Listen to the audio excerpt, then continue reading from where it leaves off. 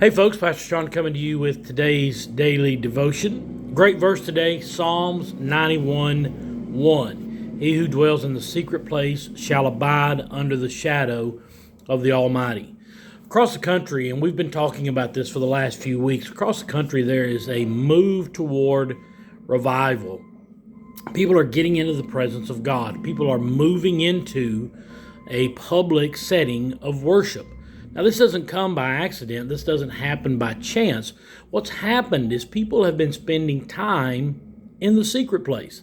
They've been in their prayer closet. They've been in their chambers. They've been in their altars at church, and they've spent the time in the secret place in order to experience a public move of God. Now, this is the way that it happens. God is always looking for those who put in the time beforehand. The Bible talks about, in many occasions, the farmer who plants the seed, who works the soil, who waters the seed, who waits patiently upon the harvest. That's what the secret place is all about. That's what your prayer life is all about. That's what sowing seed into the ministry is all about.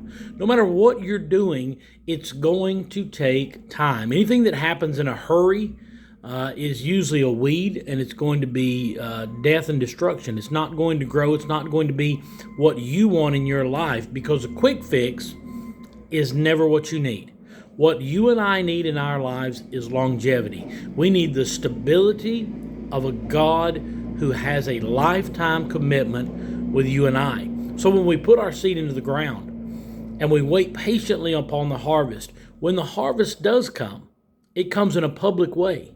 When we spend time in the prayer chamber, when in the secret place, then the Almighty moves in our life. He moves in a public way. The Bible tells us that those things that are done in secret will be made public. Now, that's good and that's bad. Both the sin that happens in dark, secret places is going to be exposed, but also the time that you spend in secret with God, the time that you spend on your knees in the middle of the night, the times when you get up at 3 o'clock in the morning and walk into the living room and just bow down beside the couch and pray. Those times, those intimate moments with God are going to be shown in a public way.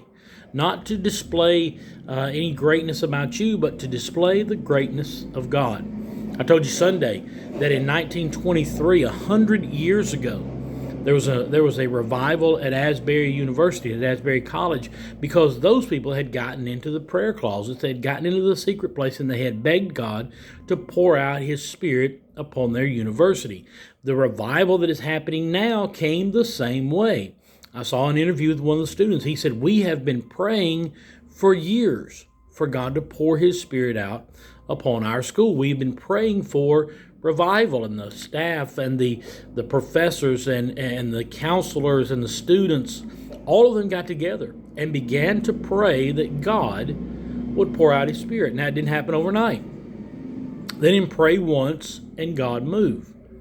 They prayed and God waited to see if they would be patient and wait. So we have to wait upon the Lord. But when you get into that secret place, that's when God will pour out His Spirit upon you. That's when the shadow of the Almighty will overshadow you. That's when God will do amazing things in your life. So today, get into that secret chamber. Get into that prayer closet. Get into the presence of God and watch Him reward you openly. That's the God that we serve. I love you. I'm praying for you. I believe you're going to have an amazing day, a great week. I hope to see you this weekend at Irwin Hill. God bless you as always, is my prayer.